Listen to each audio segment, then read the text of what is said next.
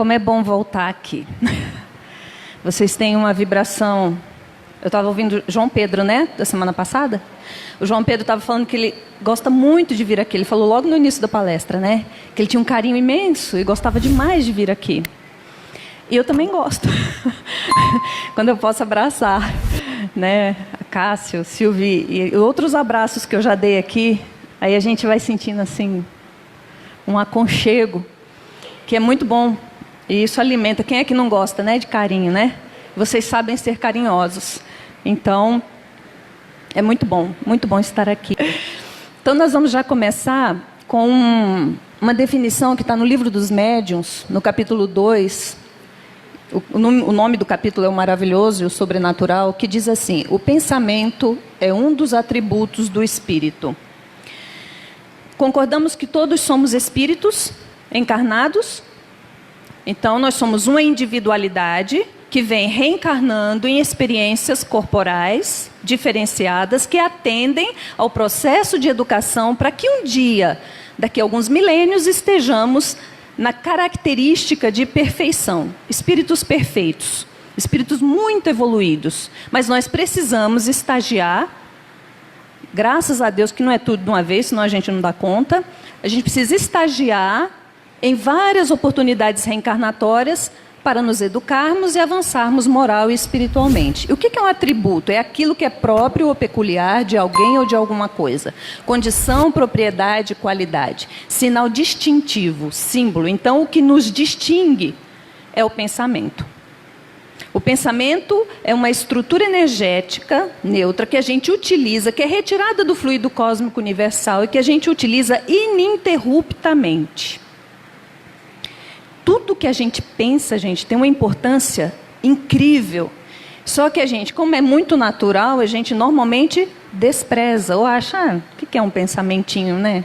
O que é um pensamentinho? Ai, a hora que aquela pessoa se der mal, ela vai ver só, ela me fez um mal. O que é esse pensamentinho, né? A gente acha que não é nada demais. Ou então a pessoa faz uma coisa com a gente e fala assim, ô víbora, né? O que é esse pensamentinho, né? Ô nhaca. O que eu fiz para merecer isso na minha vida, né? A gente pensa, o que é esse pensamento, né? Estou falando só os ruins, né? Mas tem uns bons também. Então, se não podemos, isso aí está no livro dos Espíritos, na pergunta 12, logo no iniciozinho, no capítulo 1, que trata de Deus. Então, Kardec pergunta assim, se não podemos compreender a natureza íntima de Deus, podemos ter uma ideia de algumas de suas perfeições? Sim, de algumas. O homem, olha a resposta da equipe do Espírito da Verdade. O homem as compreende melhor à medida que se eleva sobre a matéria. Ele as entrevê pelo pensamento. Aí a gente para e fica, mas o que tem a ver? Como é que eu consigo me aproximar da inteligência divina, né? Da perfeição divina, porque eu tenho pensamento. Porque o pensamento, como a gente vai ver no desenvolver da palestra, ele é criador. Leon Denis, que é um escritor muito importante da doutrina espírita, ele diz que o pensamento é ideoplástico. Ou seja, tem uma plasticidade, tem uma forma. Então, são ideias com formas. Sabe quando fala assim, olha, que ele é artista plástico, é porque ele dá forma, ou ele pinta, ou ele esculpe. Então, o pensamento é de ideia, plástico. Então, ele realmente produz, cria, né? E aí, lá no céu e inferno, você vê que a codificação está inteirinha permeada, chamando a atenção por conceitos que chamam a atenção da gente para a importância do pensamento. Lá no céu e inferno está escrito assim, no capítulo 3. Isso é um espírito feliz, tá? No capítulo 3, os espíritos felizes, que é lá no finalzinho do céu e inferno. Esse espírito, que é o senhor Sanson, ele diz assim, o ar que vos envolve, impalpável como nós, os espíritos, está marcado pelos vossos pensamentos. O vosso próprio hausto, o que é hausto? Essa aspiração longa, profunda, essa ação de sorver o ar que está ao nosso redor, é, por assim dizer, a página escrita dos vossos pensamentos. Essas páginas são lidas e comentadas por espíritos que constantemente se acercam de vós. São eles os seus pensamentos, os mensageiros e uma telegrafia divina a que nada escapa. Prestem atenção. Existem outros muitos espíritos, afinizados com a qualidade daquilo que pensamos, nos rodeando e lendo, percebendo, observando tudo aquilo que a gente pensa. Isso te deixa feliz ou te deixa apavorado? Depende do momento, né? Em alguns momentos nós ficamos muito felizes. Por exemplo, quando a gente vem aqui na casa espírita, aí a gente faz uma prece, aí a gente sente aquela suavidade nos envolvendo. Esses pensamentos nos alegram, nos elevam. Quando a gente está bravo, que aí tem ali ao nosso lado um outro irmão que aciona conteúdos doentes que estão em nós. Os conteúdos não são dele, são nossos. Tanto é que se aquela criatura fizer a mesma coisa com Chico Xavier, será que Chico Xavier reagiria como a gente reage? Não. Então, onde está o problema? Né? Se a gente reencarna para a gente se modificar, não é? Onde está a questão?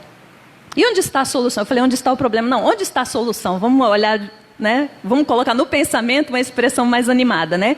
Onde está a solução? A solução para a minha felicidade está na mão da Cássia? Não. Está nas minhas mãos. Na observação que eu devo ter de tudo aquilo que me acontece, como processo de educação para o ser espiritual que sou. Acontece que a gente vai dando valor e importância às questões que são passageiras. E a gente dá. Aí alguém pode falar assim, nossa Sônia, mas a pessoa traiu a minha confiança, isso é passageiro? Ué, você é Sônia, por exemplo, digamos que eu tenha sido traída nas minhas emoções por um amigo muito querido. Eu sou Sônia ou estou Sônia? Eu estou Sônia. A única coisa que eu realmente sou é um espírito. E aquele ser está ou é? É um espírito. Está fulano, mas é um outro espírito. E nós temos só esse momento para conviver? Ou nós temos a eternidade? A eternidade. Mas esse momento é o mais importante agora para eu lidar e imprimir neste ser novas memórias como espíritos milenares que somos? É o mais importante? É. Então, meus amigos, é o momento da gente se tratar. Esse momento vai passar. Só que é bom que passe com estruturas novas de emoções dentro da gente. Vai passar? Vai, é passageiro. Só que, o que é que nós estamos fazendo dessa oportunidade reencarnatória bendita? Esse é o momento bendito. Nós teremos outras encarnações, mas jamais teremos uma exatamente igual. Não tem como. Não tem como. Porque o mundo evolui, tudo evolui. Não, as coisas não serão exatamente iguais. E olha, a gente dá uma trabalheira para a espiritualidade, para eles organizarem o nosso planejamento reencarnatório. Aí a gente reencarna na família e ainda fala, eu não queria essa mãe, eu não queria esse pai, eu não queria esse irmão. Será que eles queriam a gente? Sônia, misericórdia, ser irmã da Sônia, ai Jesus, ai, ser pai da Sônia, ser mãe da Sônia, ai meu Deus, né? O pensamento é criador. Falei agora há pouco, né? Ele é ideoplástico. Isso é do Leon Denis, está no Problema do Ser, do Destino e da Dor. Atua principalmente em nós, gera nossas palavras, nossas ações. Aí alguém fala assim, nossa, eu falei um monte de coisa, magoei a pessoa, mas eu não pensei antes de falar. Pensou. Pensou. Só que a gente pensa errado, tão errado, milênios pensando errado, que sai no automático. Ah, saiu no automático. Aí sim, você pode falar. Saiu no automático. Estava conversando com a Cássia, e às vezes a gente ocorre em determinadas situações, quando a gente vai falar alguma coisa, de repente vem uma palavra chula, um palavrão, alguma coisa assim, se você é habituado a falar, vai sair no automático. Se você não é, você fala, mas por que eu pensei isso? Eu não tenho o hábito de... Minha boca não é tão suja assim? Que negócio é esse? Agora, se você tem o hábito de falar, a coisa flui. E você acha que quando a gente fica falando palavrão, que tipo de espírito se aproxima da gente? Os que falam coisas boas ou os que falam palavrão? Os que falam palavrão. E a gente ganha mais força para fazer só besteira. Eu falei do palavrão, mas serve para tudo, viu? Para maledicência, para fofoca, para apontar o defeito do outro. Serve para tudo. A hora que a gente faz, é como se a gente estivesse falando assim, venham, venham, eu estou fazendo isso, vamos fazer todos juntos. E o pessoal vem. Os desencarnados menos felizes vêm e falam, nossa, ela está chamando, ela faz, estamos em sintonia. Vamos junto, né? Os pensamentos produzem formas, imagens que se imprimem na matéria sutil de que o corpo fluídico é composto. Vocês sabem, eu sou um espírito, tenho um perispírito que dá forma a esse corpinho. Tudo que tem na estrutura energética do espírito que sou, se imprime no meu perispírito, que consegue plasmar esse corpinho físico que eu estou usando temporariamente. Tudo que eu penso se imprime na matéria sutil do meu corpo fluídico. Só que, lembrem-se, é o corpo fluídico que imprime, que plasma o corpinho físico. Por isso que a gente adoece. Lógico que algumas doenças são próprias do desgaste natural do corpo físico, gente. Mas tem umas que poderiam ser evitadas. Mas a gente não evita porque a gente só pensa mal. Só pensa não, pensa muito mal. Porque a gente sempre tem a parte que a gente pensa bem. Mas a gente pensa muito mal. Pouco a pouco, nosso ser povoa-se de formas frívolas ou austeras, graciosas ou terríveis, grosseiras ou sublimes.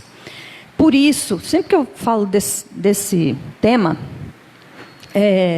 eu faço o seguinte questionamento. Observe o que te atrai. Quando você pega o seu celular para dar uma olhada, o que te atrai? É onde seu pensamento está habituado a se alimentar. Você fica se retroalimentando. Quando em suas conversações, o que te atrai? De que você gosta de falar? Presta atenção. Você gosta de reclamar? Você gosta de falar do outro? Olha lá, só tem aquele emprego porque facilitaram para ele. Olha lá, você é crítico. Então, tudo isso é o que nos atrai. Que vigilância você faz para o seu pensamento? Eu adoro quando eu dou alguns exemplos e tem gente que ri.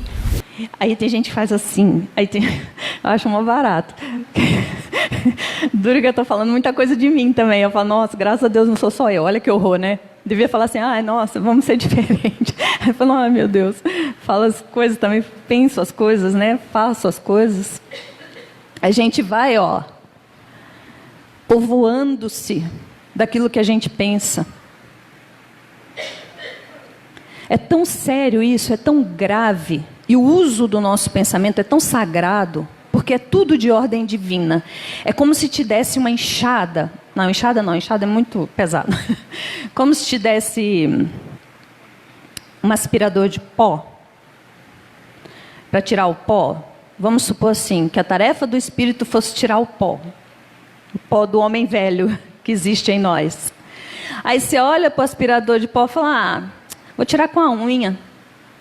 Entendeu? É mais ou menos o que a gente faz. Então a gente tem um recurso de ordem divina, que é o pensamento, o uso do pensamento, e a gente estraga, sabe assim, debocha dele. Lembra da parábola dos talentos?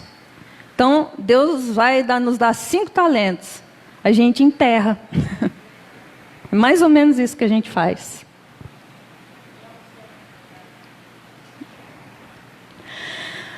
Há mais, diz lá na Gênese, no capítulo dos fluidos. Há mais, o pensamento cria imagens fluídicas e se reflete no envoltório perispiritual, Leon Denis acabou de falar isso, como num espelho. O pensamento toma corpo e aí se fotografa de alguma forma. E aí tem esse exemplo que eu acho incrível. E aí Kardec escreve assim: tenha um homem, por exemplo, a ideia de matar outro, embora seu corpo material esteja impassível, ou seja, eu estou só olhando, pensando assim, nossa, aquele cara merecia morrer, né? Embora seu corpo material esteja impassível, seu corpo fluídico é posto em ação pelo pensamento. Vocês estão entendendo isso daí? Eu não preciso fazer, basta eu pensar. Aí ele fala assim, ó, do qual reproduz todas as variações, executa fluidicamente o gesto, o ato que tem o desígnio de cumprir. O pensamento cria a imagem da vítima e a cena inteira se pinta, como em um quadro, tal como está em seu espírito. Onde se origina? Se eu penso isso aí, a origem desse pensamento é em mim. Imagine o estrago que eu faço na minha malha perispiritual, no meu corpo fluídico. Imagina o estrago. Sabe quando você fala assim, nossa, fulano bem podia sumir. Imagina. Às vezes a gente não chega a querer matar a pessoa, mas a gente fala assim, bem que essa pessoa podia sumir. Aí já pensou se fosse atendido, a pessoa sumir, depois, pelo amor de Deus, volta. Não é? Porque normalmente a gente acha isso de que a gente convive mais, não é? A misericórdia, a criatura podia ficar calada. Já pensou a pessoa fica muda, nunca mais fala? Nossa, dá um desespero, né? Mas aí a gente faz isso aí, ó. A gente faz. Aí fala, nossa, Sônia, mas que jeito... Gente, é construção isso. Que jeito que eu não vou fazer isso? Vigilância e construção. Isso é passo a passo, tijolo a tijolo, né? A gente vai construindo. O fato de saber isso aí já não dá um negócio na gente? Dá ou não dá? Já não muda assim? A gente já não fica assim, nossa, vou prestar mais atenção, de não pensar isso, de não falar aquilo, né? É assim que os movimentos mais secretos da alma repercutem no envoltório fluídico, que uma alma pode ler em outra alma como num livro e ver o que não é perceptível pelos olhos do corpo. A gente acha que determinadas coisas que a gente faz está escuro e ninguém vai nunca descobrir. Não é verdade. Os espíritos que vibram na mesma faixa já o sabem. Aí a gente é tão tonto, a gente está tão apegada só à matéria que a gente acha assim, como ela não sabe o que eu estou pensando, vocês não sabem, ninguém sabe. Sabe. Fora o nosso anjo da guarda, né, gente? O amigo espiritual que ajudou, essa é a parte boa, ajudou a elaborar o nosso planejamento reencarnatório, colaborou para que as injunções, né, quem seria o pai, quem seria a mãe, o local que você nasceu, isso tudo tem um porquê, viu? Outro dia eu volto aqui para falar de planejamento reencarnatório. Tudo, sabe? Aí ele vê todo, porque, gente, a gente tem todos os recursos para termos sucesso espiritual.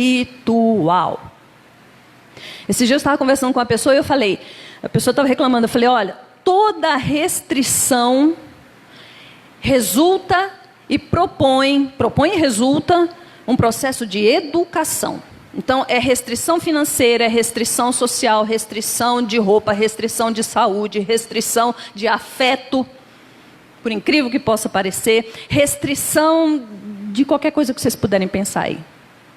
Toda restrição propõe um processo de educação obedecendo a leis rigorosas e justas que se chamam leis divinas, que são 10. 10, né? Falei certo? São 10. 10. Que estão descritas, muito bem descritas, no Livro dos Espíritos. Então, aí alguém pode pensar assim, né?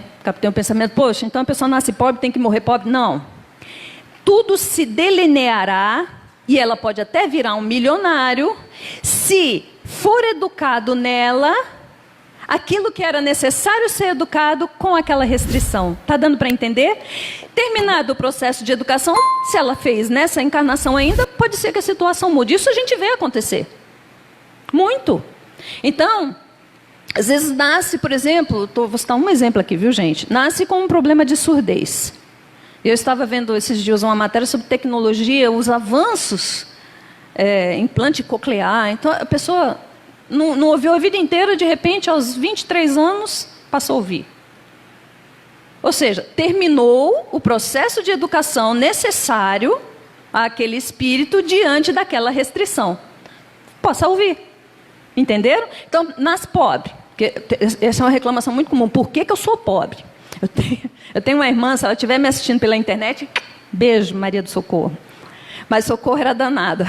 Ela falava assim, por que as minhas amigas têm um quarto com som, com televisão, com não sei o quê, e eu não tenho? E na época, quem era o presidente do Brasil era João Batista Figueiredo, era um presidente militar. E a esposa do Figueiredo chamava Dulce Figueiredo. E quando a minha irmã, e ela sempre, até hoje, sempre anda muito bem arrumada, maquiada, desde muito pequena, ela sempre gostou de ficar na estica, ou seja, no registro de um espírito que com certeza já tinha tido uma experiência na área da riqueza, da opulência. E ela vinha, ela acordava e se montava e vinha. Aí minha mãe olhava assim no corredor e falava assim, de onde tu tá vindo, dona Dulce? Que chamava ela da esposa do presidente. Ela ficava muito brava. De onde tu surgiu, dona Dulce? Mamãe ainda fazia assim, sabe? Só para ver ela, né? E ela continua linda, minha irmã, e bonita. Só não ficou rica, ainda bem. Socorro, desculpa. Então, fica tudo registrado na gente. A gente traz as tendências, fica tudo registrado. E todas as tendências que trazemos são resultados de bitrizilhões de pensamentos e pensamentos que alimentaram aquela estrutura energética dentro da gente. Para trazer bem para perto do nosso dia a dia, eu peguei, acho que são 4 trechos, se não me falha a memória, do André Luiz, de um dos livros do André Luiz, que é Missionários da Luz. Vou tomar uma água aqui, tá, gente? Senão...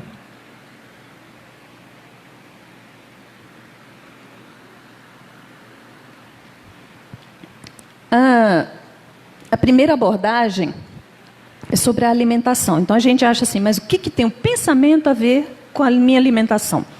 Quem é que escolhe... Aqui eu já estou retirando aqueles que não podem escolher, tá?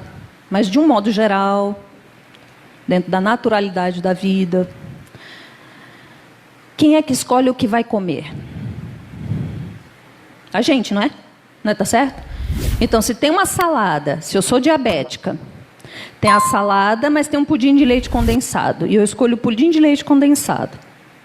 Quem está escolhendo? Eu. A partir de que estrutura? Do meu pensamento. Porque eu olho, aí eu falo, nossa, salada? Não. Pudim de leite? Sim. Eu estou podendo escolher. E isso tudo, por uma fração de segundos, passa pelo pensamento. Mas quem é diabético não tem uma restrição, leia-se, um processo de educação na área da alimentação, não é? Então, ele precisa vigiar o pensamento para poder escolher de forma mais saudável. Isso é um exemplo. Mas todos nós temos algo que está exigindo de nós uma vigilância para que possamos nos educar. Esse aqui é um caso de... ele chama glutonaria, né? A pessoa é glutona, come demais. Isso aqui está registrado lá no Missionários da Luz. Então, a descrição é assim, ó. Em grande zona do ventre, superlotado de alimentação, ou seja, a pessoa comia demais... Viam-se muitos parasitos conhecidos, mas, além deles, divisava outros corpúsculos semelhantes a lesmas voracíssimas. Olha, presta atenção. Que se agrupavam em grandes colônias desde os músculos e as fibras do estômago até a válvula iliocecal. Semelhantes parasitos atacavam os sucos nutritivos com assombroso potencial de destruição.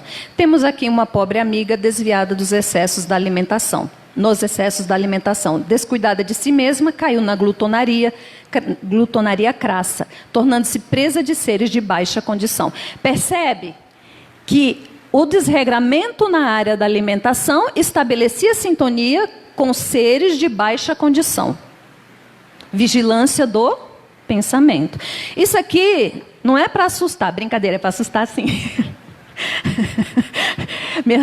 Eu li isso aqui, eu acho que eu tinha uns 11 anos de idade. Falei, ai meu Deus, né? Eu era gordinha.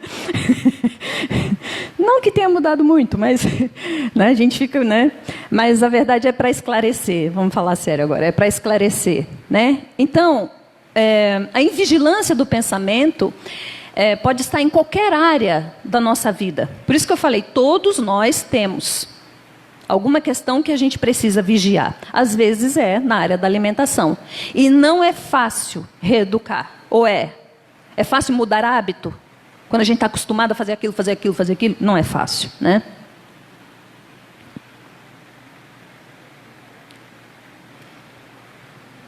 Então, juro que eu...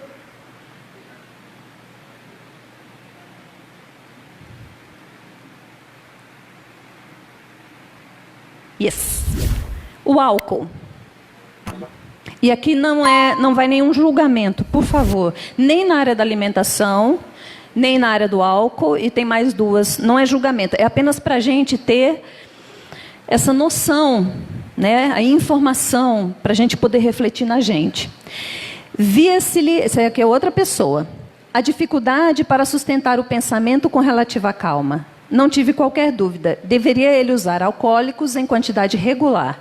Pequeninas figuras horripilantes postavam-se vorazes ao longo da veia porta, lutando desesperadamente com os elementos sanguíneos mais novos.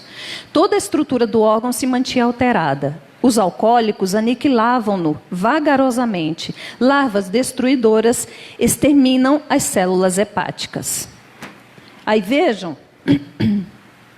Pequeninas figuras horripilantes estavam ali devorando a saúde dele, por causa do álcool, né? Aqui na área do sexo, as glândulas geradoras emitiam fraquíssima luminosidade, que parecia abafada por aluviões de corpúsculos negros a se caracterizarem por espantosa mobilidade, bacilos psíquicos da tortura sexual. Bacilos psíquicos, bichinho que causa doença, mas criado pelo pensamento. Produzidos pela sede febril de prazeres inferiores. Têm sido cultivados por este companheiro não só pela incontinência no domínio das emoções próprias, através de experiências sexuais variadas, senão também pelo contato com entidades grosseiras, está vendo aqui? Que se afinam com as predileções dele, entidades que o visitam com frequência à maneira de imperceptíveis vampiros. Então, ele não ligava a manifestação sexual dele à afetividade, ao respeito, à honradez, que é assim que a gente tem que fazer, porque o sexo é divino, é de origem divina. Não é simplesmente para a gente se desregrar na área do prazer e de emoções, experiências sexuais variadas e de emoções, sem conter a emoção, né? Incontinência do domínio das emoções. Não, é para ter prazer? Não. É com um, é com outro, com outro, com outro, com outro. Não. É para dignificar a nossa origem divina. Porque todos nós fomos originados de um momento sexual. Dá a oportunidade da reencarnação, estabelece e fortifica laços. Gente, a energia sexual, segundo está lá no Missionários da Luz, também é considerada energia espiritual, porque é igualmente criadora. Olha a beleza disso, mas nem sempre a gente dignifica, né? E a viciação, de um modo geral aqui, na área do pensamento de cólera, de raiva, está vendo como tem todas as áreas? A cólera, a desesperação, o ódio e o vício oferecem campo a perigosos germes psíquicos na esfera da alma. Muita gente cultiva a vocação para o abismo. Está entendendo? Ele está falando assim, ó, a gente mesmo cava um abismo para cair nele. A gente cultiva isso. Cada viciação particular da personalidade produz as formas sombrias que lhe são consequentes. Cada viciação particular da personalidade. Eu sou uma personalidade, você é outro, você é outro, você é outro. Cada um é um aqui. E cada um com a sua particular. Por isso que eu falei, cada um aqui tem o seu processo de educação a fazer. Por isso não vai nenhum julgamento, porque não escapa ninguém, né? Cada um com a sua. Minha mãe dizia, né? Nossa, estou lembrando tanto dela hoje na palestra aqui. Mamãe dizia assim, cada um com o seu picuá, minha filha. E às vezes eu ia falar de alguém, ela falava assim, minha filha, cada um com o seu picuá. O picuá, depois eu fui descobrir recentemente, lendo um livro de história, de geografia, não, de história da minha filha, os bandeirantes levavam o picuá, era uma bolsinha, onde eles põem carne seca, as coisas, ou seja, cada um com o seu patrimônio, né? Cada um com o seu picuá. Então, que eles são consequentes. E estas, como as plantas inferiores que se alastram no solo, por relaxamento do responsável, são extensivas às regiões próximas, onde não prevalece o espírito de vigilância e defesa. Entendam isso aí o seguinte, essas tendências menos felizes que a gente traz é igual erva daninha. Vocês já trataram de jardim? Qualquer terrinha assim, erva daninha toma conta, não toma? Ou se arranca e para extinguir com ela. Eu lembro de um trabalho de evangelização infantil que eu fazia, e eu falava para as crianças assim, tira com a batatinha, porque se tirasse com a batatinha, ela não nascia mais. Quando eles conseguiram tirar com a batatinha, tia Soninha, tira com a batatinha. Eu falei, meu filho, um dia a gente chega lá, né? Tirar as coisas daqui de dentro com a batatinha, né? Mas tira, viu? A gente vai fazendo, vai vindo aqui no nosso lar, vai estudando, cai, levanta, o importante é levantar. Vai cair um monte de vezes, mas levanta, não fica no chão, levanta. O Divaldo fala isso, né? Que a Joana de Ângeles fala, o problema não é sentir a raiva, o problema é permanecer nela. Porque sentir seria muita hipocrisia, né? Falar assim, não, eu sou espírita, já estudei, isso faz mal, eu não sinto mais. Gente, não é assim. Tem o conhecimento e tem o caminho do conhecimento até a minha intimidade espiritual. Sem o conhecimento não tem evolução, mas só com ele também não tem. Precisa da ação reparadora, a ação compatível com aquilo que a gente já aprendeu. Então, bora arrancar, resistir bravamente. Quando a gente quiser xingar, não vou xingar.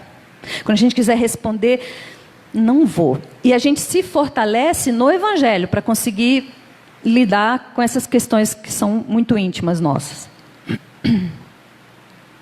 Achei o máximo essa imagem. Vocês estão vendo que está mexendo? Não é bonito isso? Isso aí somos nós, ó. É o tempo inteiro. Se pudéssemos nos ver do plano espiritual, estou vendo a parte bonita, tá? Vamos imaginar que a gente está pensando na pessoa que a gente ama, no filho, sei lá, naquele amigo querido, aquela pessoa que nos ajudou. É assim, ó. Olha que lindo. Quem não quer ser bonito desse jeito, né? Mas aí o Alexandre, também no livro Missionários da Luz, diz assim, solicitais a luz, quase sempre perseverando nas sombras. Então fala assim, isso é um discurso meu, eu quero emagrecer, mas aí aquele docinho, né? Mas assim, dando um exemplo bem bobinho, né? Mas aí eu quero falar assim, eu quero paz no meu lar, mas eu xingo meus filhos, eu berro, eu grito, eu não faço um agrado para o meu marido. Da última vez que eu estive aqui, eu falei disso, né? Não faz um agrado. Poxa, ele gosta do feijão. Faz o feijão. Não vou fazer. Não vou fazer. Porque a gente às vezes faz assim, né? Fala isso que ele gosta, não faço. Pior para você. Pior para mim. Né? Mas igual quando eu estou brava com o Neto, meu marido. Ele fala assim, ó. Aí ele fala assim, aconteceu alguma coisa? Não. Lógico que aconteceu, né? Mas eu quero que ele adule, né? Bem, fica assim, não. Aí agora agora não. Aí ele passou, ele sempre me chamou. Quando estou muito brava, ele fala assim, minha linda. Aí agora quando estou brava com ele, eu falo, oi, meu lindo. Falo também. A minha linda e meu lindo. Não é lindo. Não estou brava com você, não. Reclamais felicidade semeando sofrimento. Acabei de falar dentro do lar, né? A gente quer ser feliz. Mas o que você semeia para ser feliz, para estruturar o lar? Ele é tímido, viu, gente? Só faz caretinha. Quase nem se mexe. É muito tímido. Então, o que a gente está fazendo? O que eu estou fazendo aqui com o Neto, né? Estou semeando felicidade, né? Pedis amor incentivando a separação. Aquilo lá não faz. Como é que você quer cuidar desse laço de amor sem dispor de afeto para o outro? Que jeito? Às vezes a gente tem dificuldade de demonstrar afeto, mas existem tantas formas. Eu conheci uma pessoa que a única forma que ela conseguia demonstrar afeto era fazendo comida. Eu conheço essa pessoa. Ela não é de beijar, de abraçar, mas fala assim, eu gosto de comer uma farofa que tem só lá no mercado municipal de não sei onde. É capaz dela ir lá buscar. Mas é incapaz de dar um beijo, um abraço, dizer, nossa, você está bonita. Não, sabe? Aí eu lembro que o genro dela gostava de café. Ela não era muito chegada. Aí ela fazia a garrafa de café, ele estava sentado assim, ela falava assim, o café está aqui. Tum! Era a forma dela amar. Para ela, serviu o café para ele, que ela tinha criado a filha dela, para ser uma princesa. Aí a filha dela casou com ele era um pé rapado. E ela tinha aquele negócio, então ela fazia o café. Café está aqui. Eu assistia a cena. Mas era o jeito dela amar. Ele aceitou o jeito dela amar. Porque ela não fazia café para ninguém. Só para ele. Entenderam? Então a gente precisa perceber, né, ter essa caridade de olhar para o outro e perceber quais são os esforços que o outro está fazendo. Fala, nossa, mas isso aí eu tiro de letra, eu faço café para todo mundo. Mas ela não. Entenderam? O que é que o outro faz por você? Nossa, dá até um arrepio. O que é que o outro faz por você que é sacrificado para ele fazer? Às vezes é calar quando você fala uma besteira. Então, por que não valorizar isso? Fala, nossa, mas ele cala quando eu falo as minhas besteiras, né? Ele dá risada quando eu falo besteira, né? Buscais a fé duvidando até de vós mesmos. Então, fala assim, não, eu quero ter fé, mas eu não consigo. Mas você duvida até de você. E sempre tem uma bestalhada para falar para a gente que a gente não vai conseguir. Sempre tem. Quem disse? Quem te convenceu que você não vai conseguir? Por quê? Por quê? Por que dá tanto ouvido ao mal? Batalha. Vai em frente. Se reerga. Vem aqui no nosso lar, faz evangelho, recebe paz, água fluidificada, trabalha no bem. Você vai ver como vai para frente. Porque vai. As coisas se estruturam e se esclarecem. O que eu estou sentindo? Como mudar o que eu estou sentindo? Tem a ver com o pensamento. Como mudar o que eu sinto em relação àquele espírito? Isso aqui é muito para mim, viu, gente? Muito para mim. E aí eu trouxe essa música, que é lá de Sacramento, que chama Sentimento. É uma música, a letra é mediúnica e a melodia do Moacir Camargo. A médium foi Alzira. E diz assim, não sabia que o sentimento nascia no meu pensamento. Cada dia que aprendo, ganho novo conhecimento. Então eu aprendo do Evangelho, ganho novo conhecimento, estruturo um novo pensamento que vai alterar a frequência daquilo que eu sinto, a constituição daquilo que eu sinto. E aí vem, né, o que fazer? Quero crescer e multiplicar a oportunidade recebida. Quero ao mundo cantar o valor do bom pensamento. A oportunidade da reencarnação, cantando o valor do bom pensamento. Quero o ódio varrer, tristeza acabar, a paz semear, a luz espalhar. Ao mundo quero cantar melodias do novo saber. Lembrar-lhe que o novo é o ideal, o desejo de progredir e evoluir. Nada de ficar parado onde está. Tem acontecido o que tiver acontecido. Nada de se entregar. Aquele relógio está parado, né? Eu estou me guiando ali, mas não sai. Falei, gente, eu falo, e o negócio não... Deixa eu ver aqui que horas são. Gente, 5 horas. Eu falei, 20 para 5, 20 para 5, 20 para 5. Ai, meu Deus. É uma música. Eu vou cantar para você depois, em off. Porque senão sai todo mundo correndo. Quero do amor falar, curar o ódio com o perdão, amar sem pedir, isso é dificílimo. Você fala assim, mas era a minha amiga, como é que me abandonou desse jeito? Era meu filho, eu fiz tudo por ele, faz essa escolha horrorosa. Era o meu pai, tinha que me cuidar e me judiou. Entendeu? Então a gente coloca condições. Isso precisa de tratamento íntimo. Por isso que eu faço sem julgamento, viu, gente? Sem julgamento nenhum. Porque eu também sinto essas coisas, né? Mas esse é o... Aí, ó, amar sem pedir, exemplificar para ensinar. Esse é o trabalho, Jesus, que ao mundo quero devolver. Ser grato, sempre grato, esse sentimento ensinar. Quero ser luz do seu amor. Quero cantar e trabalhar. Esse é o sentimento, Jesus. A todos convidar para amar. Essa é a nossa construção e ela vai ser feita. Viu, gente? É só não desistirmos. O caminho está aí para ser caminhado. Tá bom? As radiações de seus pensamentos, dos escritores, isso aí... Lembra lá que eu perguntei assim, o que te atrai? Por que essa preocupação? Porque a radiação do pensamento de quem criou aquela obra, que você está lendo, a novela que você está assistindo, a radiação do pensamento despertarão em nós efeitos semelhantes àquilo que a gente está lendo, que a gente está assistindo. E produzirão com o tempo modificações de nosso caráter pela própria natureza das impressões sentidas. Se você pega o Evangelho do Cristo, que impressões você vai sentir? Agora, você vai assistir uma novela, aí eu vi esses dias uma chamada na televisão de uma novela, acho até que acabou. A filha sabotando as coisas da mãe. O que a gente sente vendo um negócio desse? Sente bem?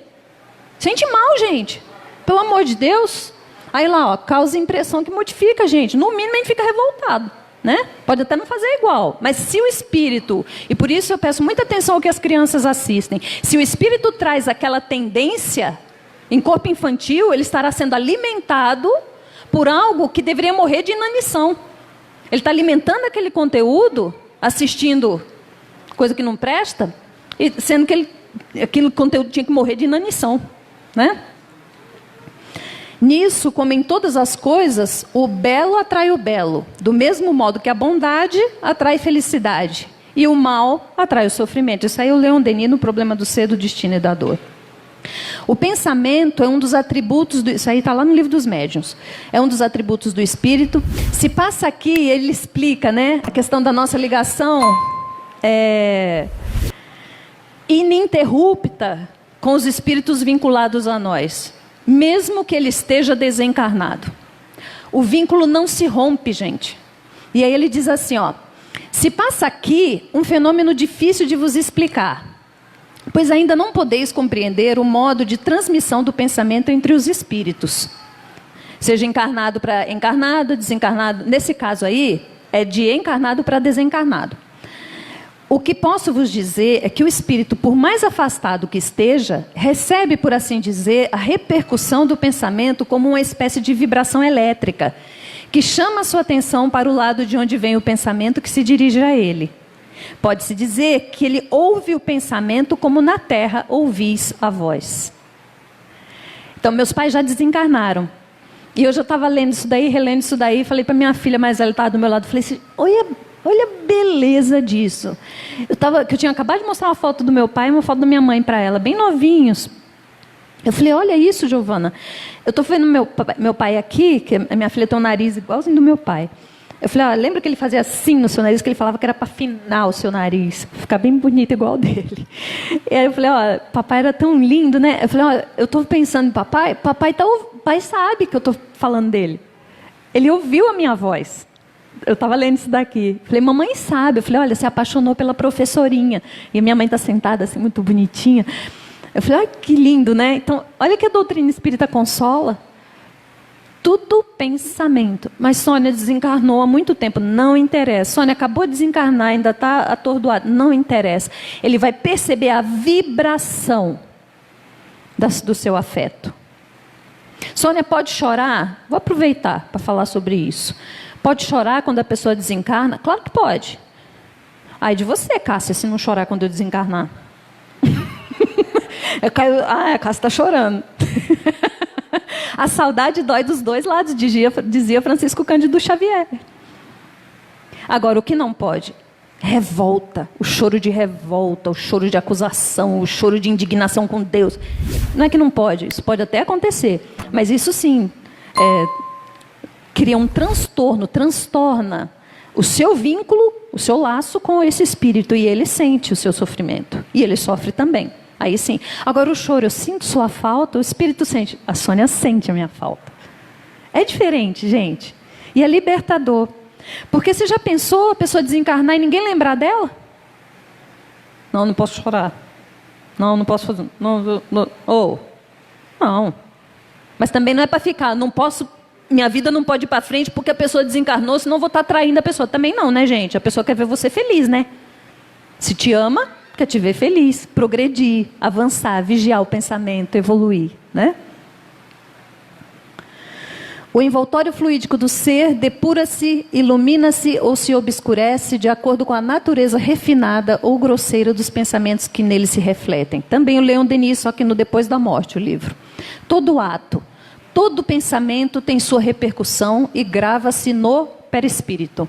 Todos. Não está dizendo assim, ó, uns sim, outros mais ou menos. Não, todos. O espírito exerce uma ação contínua sobre o seu envoltório. O tempo inteiro eu estou alterando-me energeticamente através daquilo que eu penso. Pela vontade é sempre Senhor para modificar-lhe o estado. Uma vez eu fiz psicoterapia e eu falava para a minha psicóloga assim, eu não consigo abraçar essa pessoa. Ela falava, não, você não quer. Eu falava, no fundo eu não quero mesmo. Porque, né? Vamos admitir. E quando a gente admite a ferida que a gente carrega, a doença que a gente carrega, a gente começa a tratar, né? Não é fácil, mas eu tenho esperança. E aí, estamos quase terminando. Está lá na Gênese. O pensamento e a vontade são para os espíritos aquilo que a mão é para o homem. O que você faz com as suas mãos?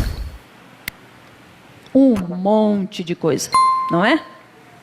Então, o pensamento e a vontade é como se fossem as mãos para nós.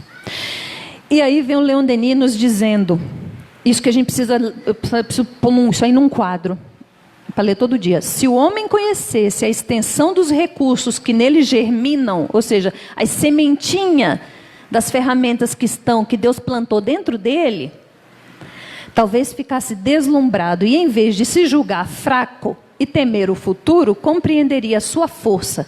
Sentiria que ele próprio pode criar esse futuro. Você pode criar o seu futuro. Você tem esse poder. Você tem o pensamento. Você tem a vontade para realizar. E quando a gente fala criar o futuro, tem as questões materiais? Tem, mas eu estou falando principalmente da questão espiritual. A verdadeira alegria, aquela que ninguém te tira.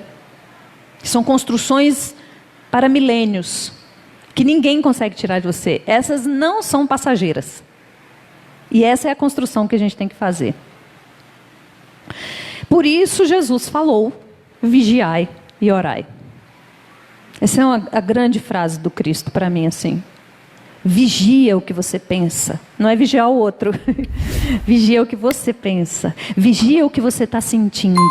Você está gostando de sentir aquilo? Nossa, estou sentindo raiva porque a pessoa me roubou.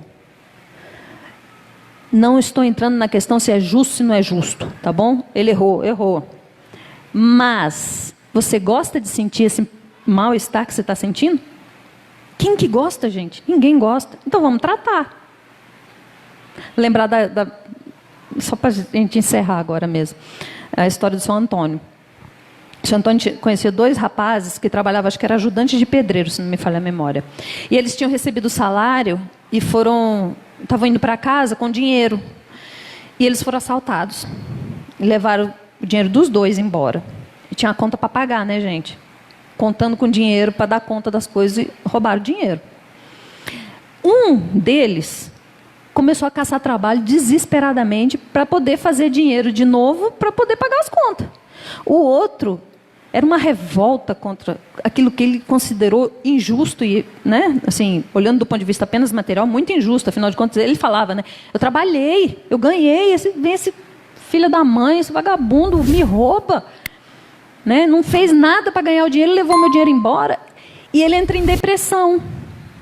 O outro foi trabalhar. Em 4 meses, ele já tinha equalizado a situação. O outro continuava em depressão. Amigos passaram pela mesma situação e lidaram com a situação de forma diferente. Então, o que Deus espera de nós é que a gente lide com as situações de forma a percebê-las como um processo de educação. Porque, gente, não cai no endereço errado. Isso aí que está acontecendo com você não está no endereço errado. É seu. O Alberto Almeida, que fala, grande palestrante, fala assim: bateu, doeu, toma que é teu. Ele fala assim. Horrível, né? Mas é uma verdade. Bateu, doeu, toma que é teu. Mas vamos encerrar a palestra com um pensamento bom. Toma que é teu, mas você tem pensamento e vontade. Você tem recursos. Você tem um espírito guardião que ajudou no seu planejamento reencarnatório. Esse espírito é de altíssima envergadura moral, isso está descrito no livro dos Espíritos, que te acompanha desde antes de você reencarnar, está te acompanhando durante o processo reencarnatório, o planejamento reencarnatório, e vai te acompanhar depois. Muito evoluído esse espírito, que te ama. E que se você der meia chance, ele vai te ajudar a ter aquela ideia genial, a descobrir onde está o recurso melhor, a conhecer aquela pessoa que você precisa conhecer para te ajudar. Eles vão agir desde que você permita, né? Então vamos permitir, né? Continuemos no Evangelho, vigiando, orando, estudando o Evangelho do Cristo e compreendendo a finalidade útil de tudo o que acontece na nossa vida para a nossa educação. Tá bom? Obrigada. Um beijo.